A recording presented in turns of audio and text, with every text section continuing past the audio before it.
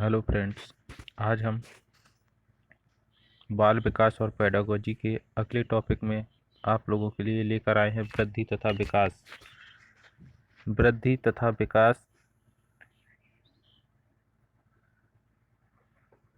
यानी कि growth and development. दोस्तों, यदि आपको इसके आगे के वीडियो देखना है या टॉपिकों को पढ़ना है तो आप हमारी प्ले लिस्ट में जाकर उन्हें देख सकते हैं। लेकिन यदि आपको हमारा चैनल अच्छा लगता है तो कृपया इसे सब्सक्राइब कीजिए तथा लाइक कीजिए एवं शेयर कीजिए।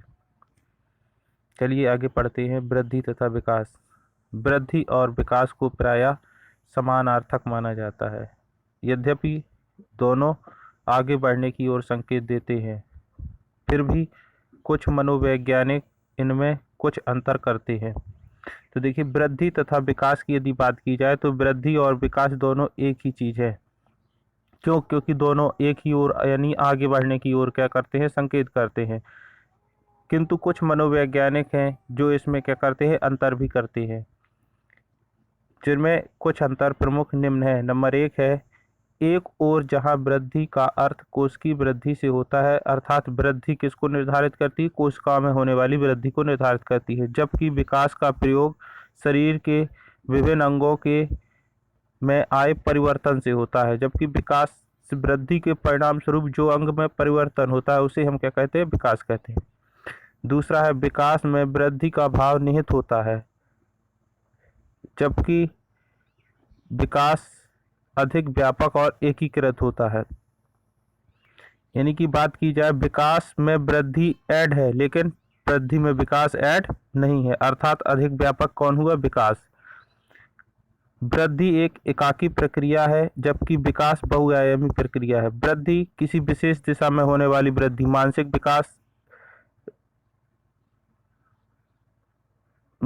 विकास में विभिन्न प्रकार की वृद्धियों को क्या किया जा सकता है, सम्मिलित किया जा सकता है। जैसे शारीरिक विकास में विभिन्न प्रकार के हाथ पैर, मानसिक, शारीरिक इत्यादि वृद्धियों को क्या किया जा सकता है, सम्मिलित किया जा सकता है। इस प्रकार वृद्धि एक एकाकी क्रिया है जबकि विकास एक बहुआयामी प्रक्रिया है। विकास के अंतर्गत दो विरोधी प्रक्रियाएं होती हैं, एक वृद्धि और दूसरा क्षय। विकास में दो प्रक्रियाएं आती हैं, एक वृद्धि और क्षय। मतलब जिस प्रकार से वृद्धि होता है उसी प्रकार से क्षय होता है, ये विकास का है। जैसे मानव जीवन में व्यक्ति जन्म लेता है और जन्म के पश्चात वृद्धि उसमें क्या होती है, शुरू होती है। और जन्म के पश्चात बहुत समय के पश्चात या कुछ समय, निर्धारित समय के पश्चात, एक निश्चित समय के पश्चात, यदि 100 वर्ष माना जाए या 60 वर्ष माना जाए तो व्यक्ति का क्या होने लगता है, शरीर का क्षय होने लगता है। आप देखते हैं आगे, वृद्धि तथा विकास की दोनों प्रक्रियाएं गर्भकाल से ही प्रारंभ हो जाती हैं, गर्भकाल से ही चलना प्रारंभ हो जाती हैं। वृद्धि और विकास दोनों ही गर्भकाल से प्रारंभ हो जाती हैं। प्रारंभ में वर्षों में वृद्धि की प्रक्रिया तीव्र होती है, जबकि क्षय की प्रक्रिया अत्यंत मंद होती है।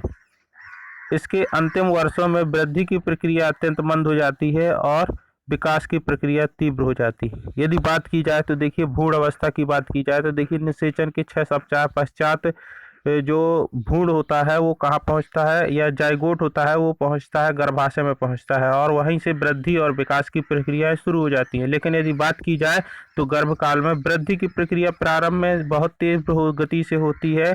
और यदि बात की जाए, यदि क्वेश्चन आता है, आपका आया हुआ क्वेश्चन है कि वृद्धि, सबसे ज़्यादा वृद्धि किस वर्ष, जीवन के किस काल में होती है, तो बाल अवस्था में वृद्धि सबसे अधिक होती है और क्षय की प्रक्रिया इस समय बहुत मंद गति से होती है। जबकि बात की जाए, वृद्धावस्था में वृद्धि की प्रक्रिया अत्यंत मंद हो जाती है और क्षय की प्रक्रिया तीव्र हो जाती है।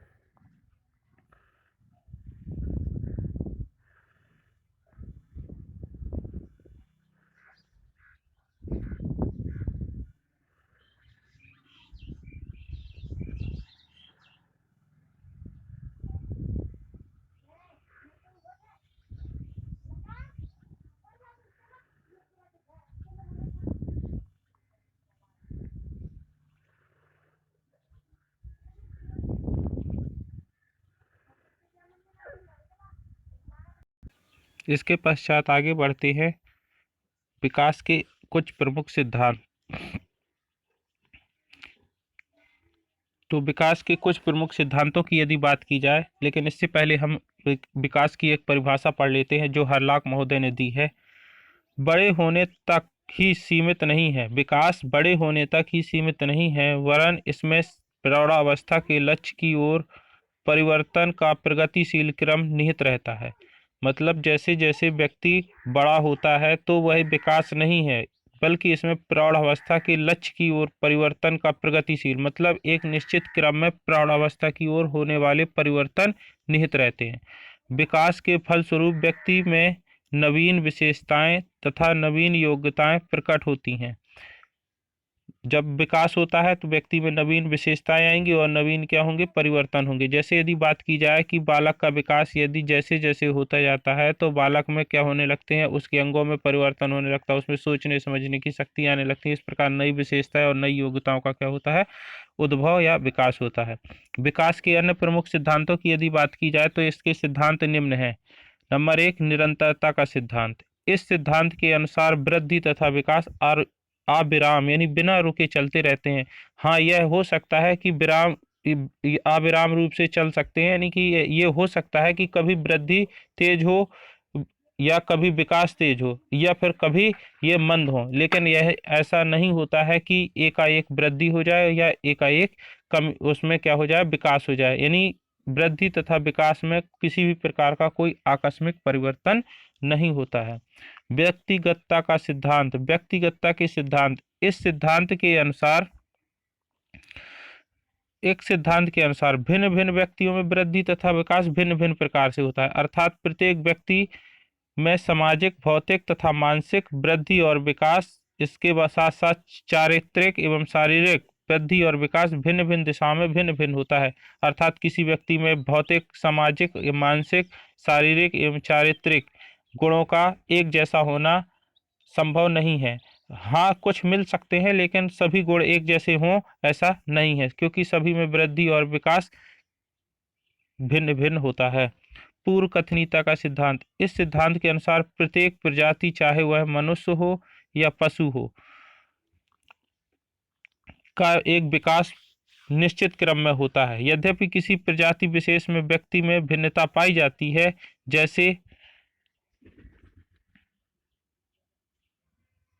जैसे मनुष्य या किसी जीव का विकास का क्रम अधोमुखी क्रम में होता है। जिसमें पहले मस्तिष्क का निर्माण होता है, उसके पश्चात धड़ का निर्माण होता है और अंत में हाथ पैर की उंगलियों का निर्माण होता है। इसे हम कह सकते हैं फॉर नियर टू डिस्टेंस की ओर इसका विकास होता है। इसी प्रकार यदि बात की जाए आगे तो सबसे पहले बालक का सिर नियंत्रित होता है, अर्थात सर्वप्रथम बालक अपने सिर पर नियंत्रण करना सीखता है।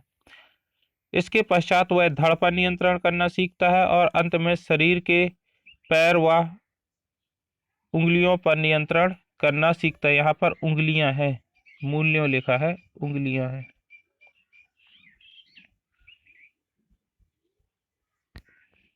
उंगलियों पर नियंत्रण करना सीखता है, अर्थात यह समीपता की प्रवृत्ति पर आधारित। समीपता मतलब निकट से दूर की ओर, अर्थात पहले केंद्र का निर्माण होता है, फिर अंगों पर नियंत्रण करता है, फिर प्रत्यंगों पर नियंत्रण करता है, फिर उंगली पर नियंत्रण करता है। अर्थात फ्रॉम नियर टू डिस्टेंस की ओर क्या होता है, यह कार्य करता है। इसके बाद बात की जाए यदि समान प्रतिमान का सिद्धांत, तो समान प्रतिमान के सिद्धांत में प्रत्येक प्रजाति के विकास,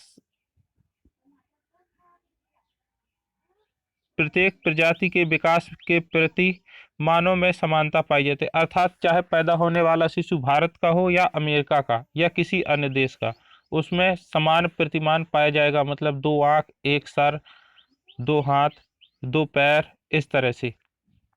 समन्वय का सिद्धांत। इस सिद्धांत के अनुसार बालक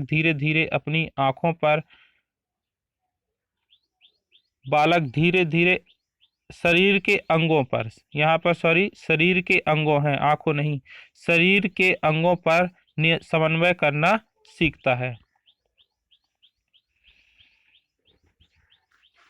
इसके अतिरिक्त अन्य सिद्धांत हैं, जैसे वंशानुक्रम या वातावरण की अंतःक्रिया का सिद्धांत।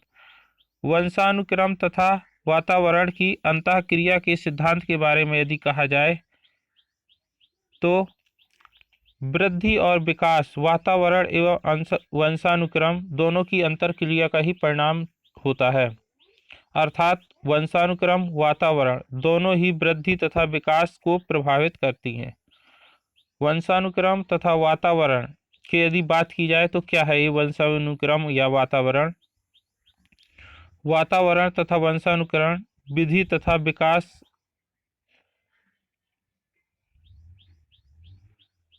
को प्रभावित करने वाले प्रमुख कारक दो हैं। यानी वातावरण और वंशानुक्रम को प्रभावित करने वाले दो कारक जो वो दो कारक हैं जो वृद्धि तथा विकास को क्या करते हैं, प्रभावित करते हैं। जैसे प्रकृति जन्य कारक वातावरण अर्जित व पोषण पर आधारित कारक होता है। मनोवैज्ञानिक बालक के विकास में वंशानुक्रम तथा वातावरण दोनों का ही योगदान स्वीकार करते हैं। वंशानुक्रम एक बीज की तरह होता है, बीज की तरह होता है जिसमें वृक्ष बनने की पूर्ण संभावना होती है, तथा वातावरण उस बीज को मिलने वाले खाद, मिट्टी, पानी इत्यादि की तरह होता है। बालक के विकास में जैविक मनोवैज्ञानिक वंशानुक्रम अत्यधिक महत्व देते हैं। अर्थात जो जैव मनोवैज्ञानिक हैं वो बालक के विकास में वंशानुक्रम को बहुत महत्व देते हैं, जबकि यदि बात की जाए जो वातावरणीय मनोवैज्ञानिक हैं वो वंशानुक्रम को गौण मानते हैं तथा वातावरण को अधिक महत्व देते हैं। इस तरह से देखा जाए यदि मनोवैज्ञानिकों की बात की जाए तो जो मनोवैज्ञानिक वातावरणीय हैं वो वातावरण को अधिक महत्व देते हैं, और जो आनुवांशिकी के आधार पर मनोवैज्ञानिक है, जैव मनोवैज्ञानिक है, वो अनुवांशिकी को अधिक महत्व देते हैं। अनुवांशिकी को अधिक महत्व देने का मतलब है वो मानते हैं कि अनुवांशिकी बालक के गुणों को निर्धारित करती है, जबकि यदि बात की जाए वातावरणीय मनोवैज्ञानिकों की तो वो वातावरण को विशेष महत्व देते हैं किसी बालक को वृद्धि तथा विकास को प्रभावित करने वाले कारकों में।